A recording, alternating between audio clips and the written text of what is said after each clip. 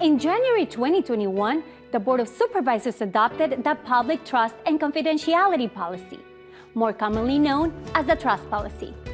Through this policy, Fairfax County commits to protecting the rights of all residents, regardless of their immigration or citizenship status.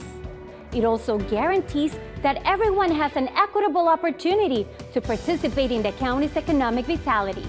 The trust policy ensures that immigrant residents can access county benefits and services, knowing that the information they share will not be disclosed to federal immigration officials. One Fairfax recognizes that the county's racial, ethnic, and linguistic diversity is a key source of the county's strength, and in support, the trust policy establishes countywide standards for information sharing and other protections. For more information, visit our website or send us a message.